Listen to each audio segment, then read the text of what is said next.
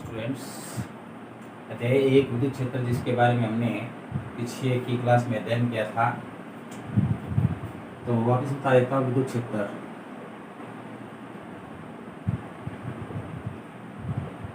तो वह है क्षेत्र जिसमें कोई आवेश अन्य आवेश के बल का अनुभव करता है, तो वो क्षेत्र क्या कहलाता है? विद्युत क्षेत्र कहलाता है। मान लीजिए कोई क्यू आवेश है, ठीक है, इसके पास कोई अन्य आवेश क्यू नोड है, लाया जाता है, प्रेक्षण आवेश जिसे कहते हैं, और इससे स्मॉल आर दूरी पर ये बल अनुभव कर रहा है, ठीक है ना।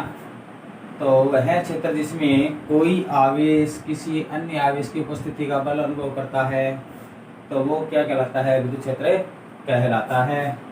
और इससे लगने वाले बल को क्या कहते हैं? विद्युत बल भी कहते हैं।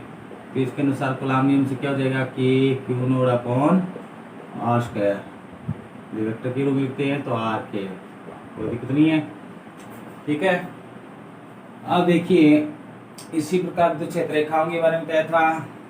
वे रेखाएं जो किसी आवेश से संबंधित विद्युत क्षेत्र को दर्शाने के लिए यूज में ली जाती है, उपयोग में ली जाती है, तो वो क्या कहलाती है? विद्युत क्षेत्र रेखाएं कहलाती है।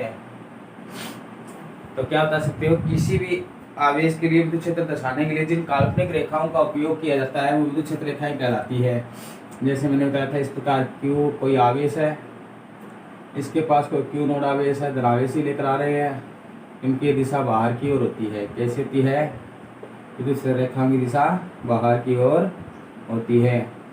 इसी प्रकार यदि ये ऋणावेश होता है, क्यू नोड कैसा होता है? ऋणावेश, इनकी दिशा किसकी ओर होती? अंदर की ओर होती, इस प्रकार, ठीक है ना। ऐसे न होकर इस प्रकार अंदर की ओर इनकी दिशा होती है। आप देखिए, विद्युत क्षेत्र रेखाएं बताइए आपको कि वे काल्पनिक रेखाएं जो किसी आवेश के लिए विद्युत क्षेत्र को दर्शाती है वो क्या कहलाती है? विद्युत क्षेत्र रेखाएं कहलाती है। इनकी कुछ विशेषताएं होती है या गुणधर्म होते हैं। तो पहली विशेषता क्या होती है? विद्युत क्षेत्र रेखाएं सदैव सतत होकर क्यू में होती है। तो विद्युत क्षेत्र रेखाओं के गुणधर्म, अपना टॉपिक क्या इस बार? विद्युत क्षेत्र रेखाओं के गुणधर्म। इससे पीछे टॉपिक मैंने पीछे वाली क्लास में आपको बता दिए थे।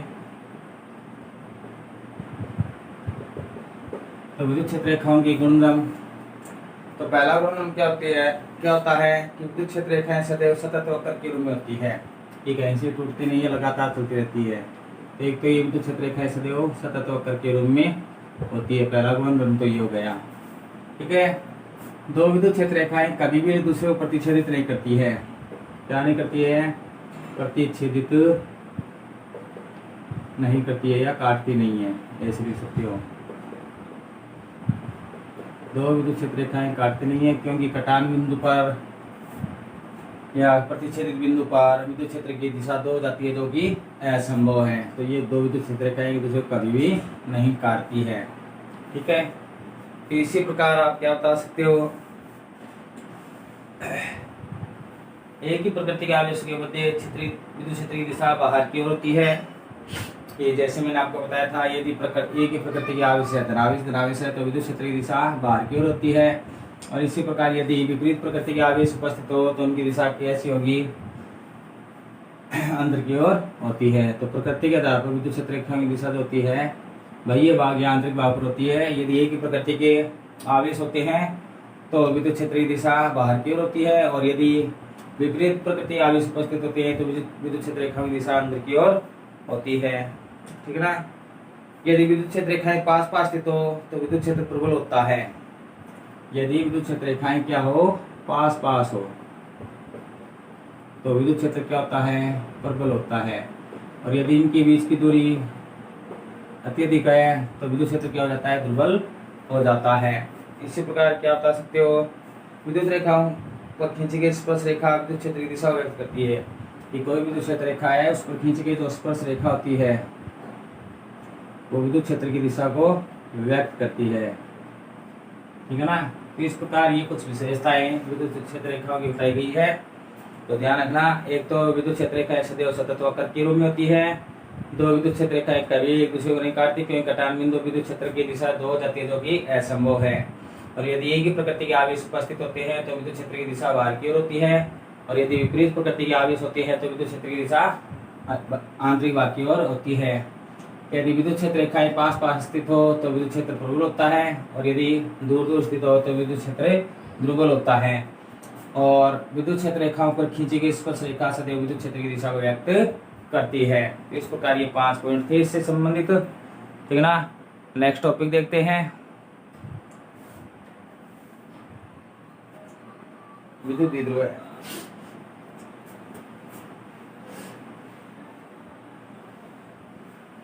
उससे पहले विद्युत क्षेत्र तीव्रता देखते हैं। विद्युत क्षेत्र तीव्रता, सिर्फ कई बार विद्युत क्षेत्र भी कह दिया जाता है इसको। तो देखिए, किसी भी एकांक धनावेश के कारण उत्पन्न होने वाला जो विद्युत बल होता है, कि एकांक धनावेश के कारण उत्पन्न होने वाला जो विद्युत बल होता है वो विद्युत क्षेत्र तीव्रता को व्यक्त करता है, जिसे कैपिटल ई द्वारा किया जाता है। तो F/Q0, कोई दिक्कत नहीं है। F/Q0 कि किसी भी एकांक धनावेश के कारण उत्पन्न होने वाले विद्युत बल को क्या कहते हैं? विद्युत क्षेत्र तीव्रता कहते हैं, और इसी ई द्वारा व्यक्त करते हैं। इसका जो मात्रक होता है वो न्यूटन प्रति कूलाम ले सकते हो, ठीक है ना। न्यूटन प्रति कूलाम यूज में लिया जा सकता है। और इसकी जो विमा होती है वो क्या होती है? तो आपको विमा निकालनी आती होगी। जैसे एम के प्रति व्यक्ति का मात्रक क्या होता है? kg मीटर सेकंड इनवर्स 2 ये होता है। और आवेश का एम्पियर ये होता है, एम्पियर सेकंड। एक की बात लिखेंगे, एम्पियर सेकंड, ठीक है। ये एस सेकंड के लिए है, ध्यान रखना। अब इसके अनुसार पर यदि हम देखते हैं तो क्या मात्रक बनेगा? देखिए, ई बराबर kg metre second inverse 3 second inverse 2 ये था, एक ऊपर हो जाएगी, घात माइनस की हो जाएगी, एम्पियर इनवर्स। बीमा बनाते हैं तो M1 L1 T-3 A-1 ये इसकी बीमा हो गई है। अनेक बार पूछी गई है विद्युत क्षेत्र तीव्रता की बीमा क्या होती है और किस प्रकार ज्ञात की जाती है। तो 1 नंबर में एक क्वेश्चन पूछा जा सकता है आपको, ठीक है ना। नेक्स्ट टॉपिक देखिए, किसी बिंदु आवेश के कारण विद्युत क्षेत्र तीव्रता देखते हैं।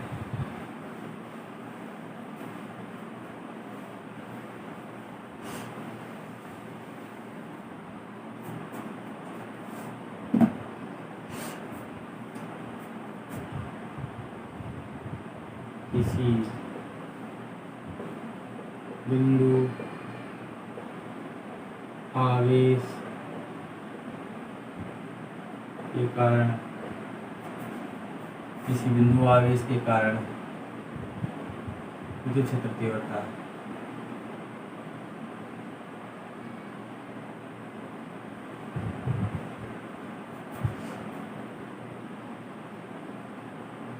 विद्युत क्षेत्र तीव्रता इसके लिए मान लीजिए कोई कैपिटल Q आवेश है, बिंदुओं पर विराम अवस्था में या स्थिर अवस्था में है, ठीक है। और इससे स्मॉल r दूरी पर कोई प्रेक्षण आवेश बिंदु P पर स्थित है।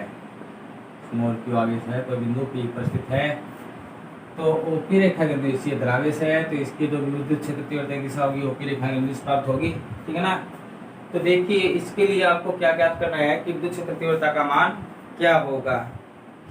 तो सबसे पहले हमने क्या लिया है कि चित्रानुसार कोई बिंदु O पर कोई कैपिटल Q आवेश है, वो स्थित है, ठीक ना, स्थिर अवस्था में स्थित है। और स्मॉल r दूरी पर कोई बिंदु P पर कोई स्मॉल Q आवेश उपस्थित है, जिसके कारण विद्युत क्षेत्र तीव्रता इसमें उत्पन्न होती है। तो प्लस Q आवेश के कारण बिंदु P पर स्थित धनावेश के लिए कूलाम नियम से बल ज्ञात करते हैं। तो क्या लिखेंगे? प्लस Q के कारण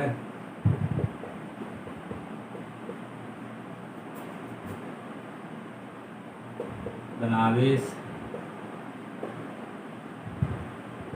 स्मॉल क्यू के लिए बल कूलॉम नियम से।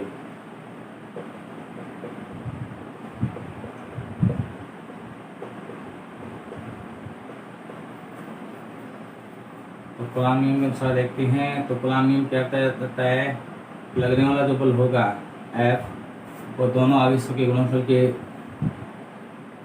के समानुपाती तथा दूरी के वर्ग के वजह समानुपाती होता है। तो K Q small Q upon R square R square, कोई दिक्कत नहीं है। अब देखिए विद्युत क्षेत्र तीव्रता सूत्र से, चूंकि विद्युत क्षेत्र तीव्रता सूत्र से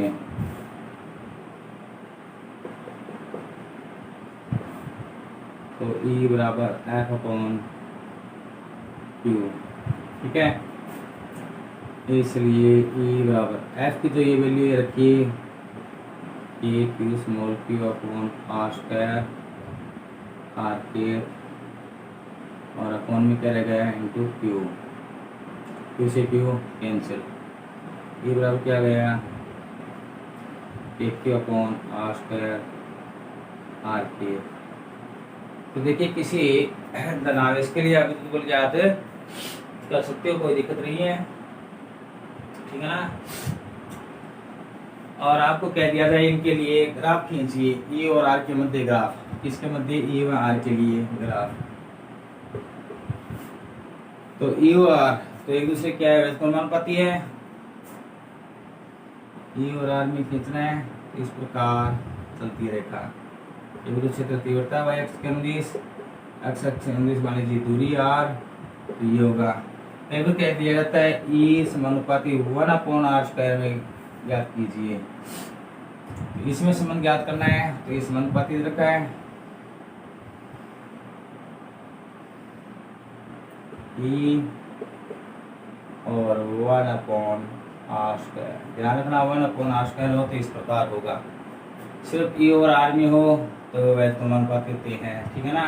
अब ये 1/r स्क्वायर में पूछ रहा है तो क्या हो गया, समानुपाती, कोई दिक्कत नहीं है।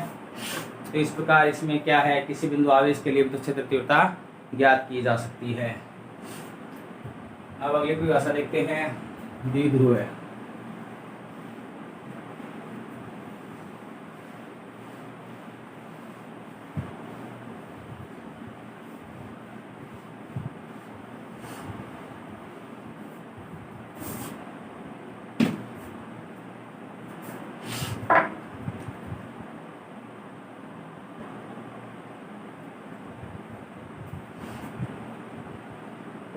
विद्युत द्विध्रुव है।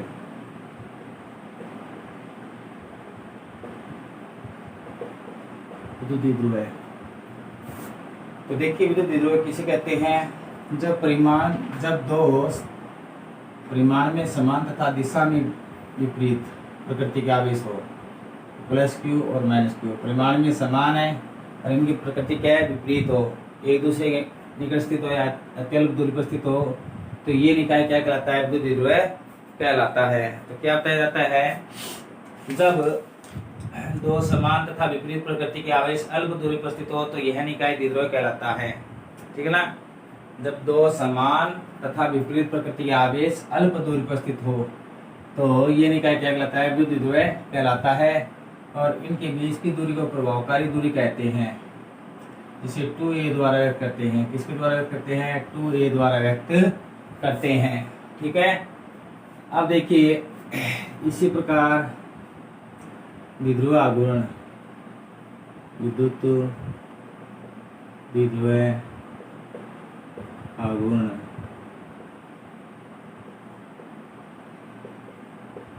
विद्युत द्विध्रुव आघूर्ण। तो देखिए विद्युत द्विध्रुव आघूर्ण किसे कहते हैं,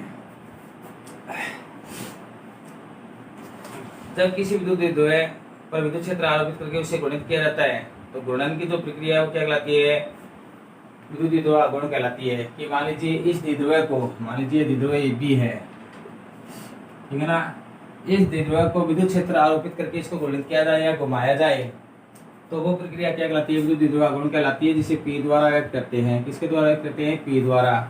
जो आवेश तथा प्रभावकारी दूरी के गुणनफल की क्या होती है? तुल्य होती है। ठीक है ना? जो आवेश तथा प्रभावकारी दूरी के गुणनफल के तुल्य होती है। और द्विध्रुव आघूर्ण को किसके द्वारा व्यक्त करते हैं? P द्वारा व्यक्त करते हैं। अब इसकी बीमा निकालते हैं। तो बीमा क्या निकलेगी? देखो, इसका मात्रा निकालते हैं। नॉर्मल रूप से तो क्या हो जाएगा? कूलम्ब मीटर हो जाएगा। और Q का M की स्पत्ति में क्या लिखते हैं? Ampere second. ठीक है। और दूरी का क्या लिखते हैं? मीटर। तो इसके अनुसार क्या हो जाएगा? M0 L1 T1 A1। M0 L1 T1 A1, ये इसकी क्या गई? बीमा आ गई। ठीक है ना? कोई दिक्कत नहीं है। तो देखिए, इसका मात्रक हम कूलम्ब मीटर भी लिख सकते हैं। ठीक है ना? क्यों? क्योंकि आवेश का SI मात्रक क्या होता है? कूलम्ब। और दूरी का क्या होता है? मीटर। तो कूलम्ब मीटर भी इसका मात्रक होता है। ठीक है। M की स्पत्ति की सहायता से इसकी हमने बीमा ज्ञात कर ली, कोई दिक्कत नहीं होगी। अब देखो अगला टॉपिक। एक नाम आता है X और एक नाम आएगा निरक्ष।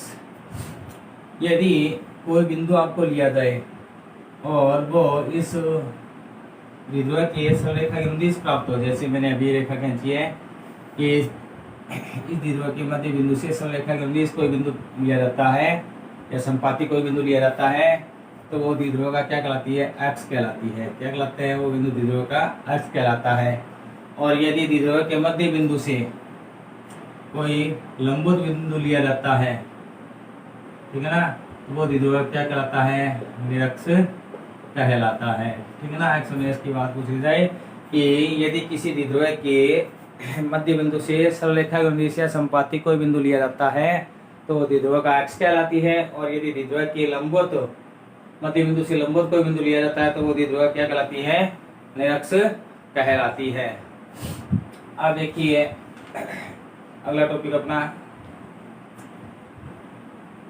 द्विध्रुव के X और विद्युत क्षेत्र तीव्रता की गणना करते हैं।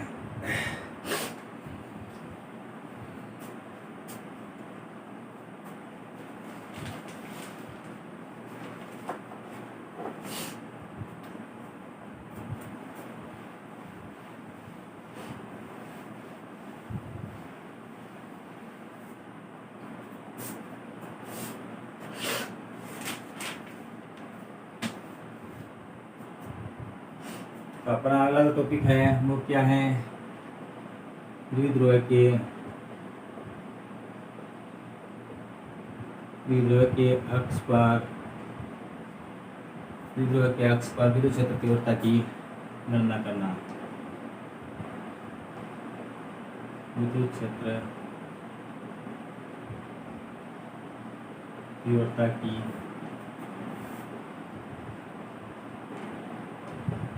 गणना करना।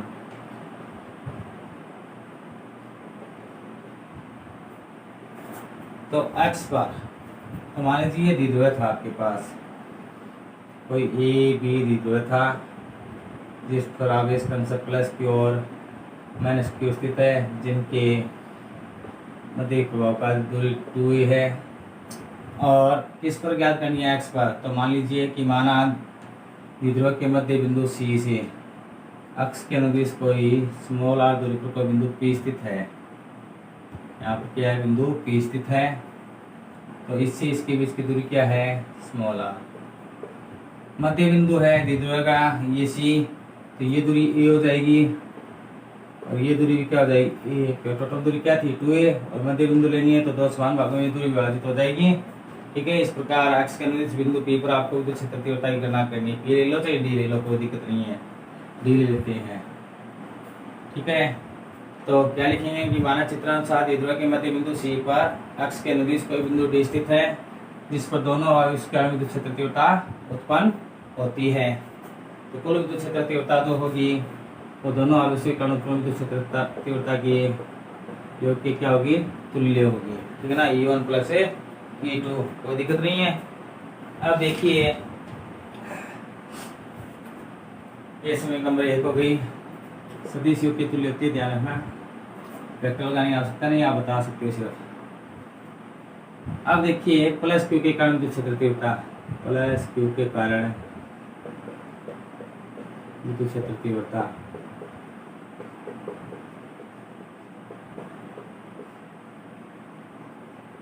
E1 बराबर ए क्यू, प्लस क्यू कहाँ पर है, ये पॉइंट पर, और गणना करनी है डी पर, तो दूरी क्या हुई ए डी स्क्वायर। चूंकि ए डी बराबर, आपको सिर्फ ये दूरी चाहिए तो ये यहाँ से लेकर यहाँ तक आ रहा है, हमें ये चाहिए तो ये ए घटा देते हैं। चूंकि ए डी का मान क्या जाएगा आर माइनस ए, इसलिए E1 बराबर ए Q upon are minus A की होल स्क्वायर। ठीक है, समीकरण नंबर 2। इसी प्रकार माइनस क्यू के कारण विद्युत क्षेत्र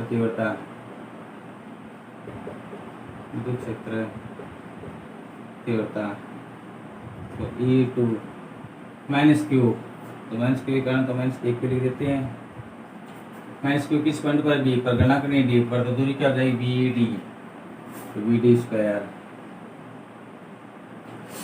अब देखिए आपको वी डी का मान निकालना है, क्योंकि बी डी बराबर, तो ये यहाँ से लेकर यहाँ तक आर है, ये कितनी है ए, तो टोटल दूरी कितनी होगी आर प्लस ए, तो वी डी की वैल्यू होगी आर प्लस ए, इसलिए E2 बराबर माइनस का के Q upon R plus A की होल स्क्वायर। समीकरण नंबर 3। तो दिक्कत नहीं है, ये 1 और 2 दोनों आ गए, प्लस क्यू और माइनस क्यू के कारण भी दूसरे तरह होता है। समीकरण 1 में रखिए, तो समीकरण 1, 2 में 3 में रखने पर क्या होगा देखिए।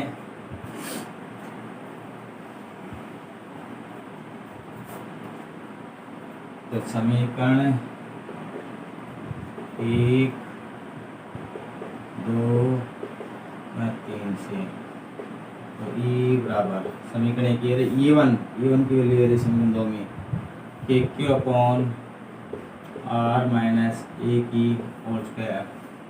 E2 का मान क्या है माइनस, तो प्लस माइनस है, माइनस के Q upon R plus A की होल स्क्वायर। के क्यू कौन ले सकते हैं 1 अपॉन आर माइनस ए की whole square minus 1 upon R plus A की होल स्क्वायर, और हल करते हैं के क्यू। इसका उत्तर लेते हैं तो क्या आएगा आर माइनस ए की whole square R plus A की होल स्क्वायर। आगे नहीं आ गया, इसका बाद देंगे इसमें तो क्या रह जाएगा आर प्लस ए की whole square R plus A की whole square minus R plus A का भाग देंगे तो क्या रह जाएगा आर माइनस ए की होल स्क्वायर। कोई दिक्कत नहीं है। E1 और E2 की वैल्यू रखी, के क्यू को कॉमन निकाला, इनका क्या ले लिया लघुत्तम ले लिया। ठीक है, और हल करते हैं तो देखिए और क्या आएगा, इसको साफ कर देते हैं।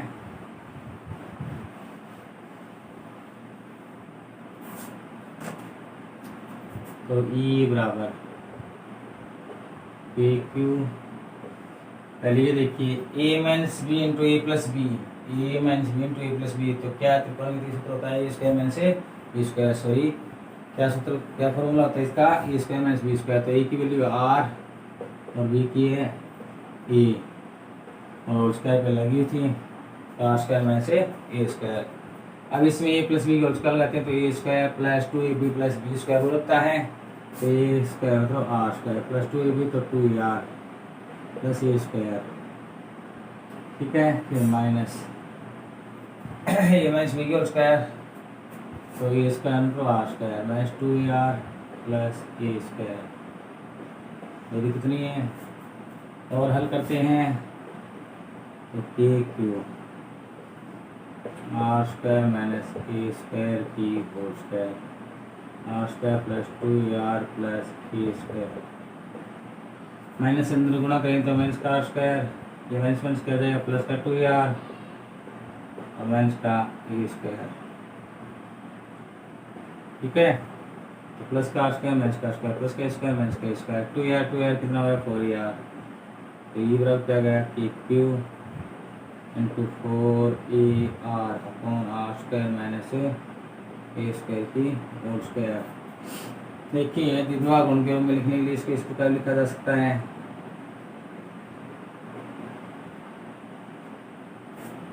तो ई बराबर पी क्यू, इस 4 को लिख सकते हैं 2 गुणा 2, तो 2 यहाँ पे लिख दो, 2 को 2 से गुणा से आधा ही नहीं आ जाएगा, तो इस प्रकार लिखा जा सकता है R square minus A square की होल स्क्वायर। कोई दिक्कत नहीं है।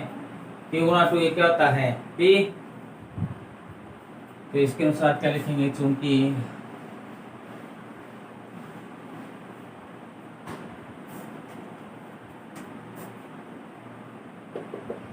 टू गुणा 2 ये द्विध्रुव गुण का सूत्र होता है नहीं होता, इसलिए ई बराबर 2kp, गुणा 2 क्या हो गया पी हो गया into R on R square minus A square की होल स्क्वायर। अब कंडीशन लगाते हैं, यदि आर का मान बहुत बड़ा हो, ए से क्या हो, ए से बहुत बड़ा हो, तो ए लगभग शून्य की ओर अग्रसर होगा, मतलब ए का मान बहुत ही अल्प होगा, शून्य की ओर अग्रसर होगा, इसलिए ई बराबर कर सकते हैं 2kpr अपॉन आर स्क्वायर की होल स्क्वायर। ई बराबर 2kp इंटू आर की घात 4, ये कैंसिल कर दो, तो ई बराबर क्या गया 2kpr क्यू, ये घात कम हो गई, ई बराबर और फिर सॉरी यदि रेखाएंगे इस प्राप्त होगी तो इसके अनुसार क्या लिखेंगे आर वेक्टर की, कोई दिक्कत नहीं है। तो इस प्रकार द्विध्रुव के अक्ष पर विद्युत क्षेत्र तीव्रता की गणना की जा सकती है, ठीक है ना। आज के लिए इतना काफ़ी है, नेक्स्ट क्लास में अक्ष पर देखते हैं विद्युत क्षेत्र तीव्रता कैसे ज्ञात की जाती है। Okay, good bye.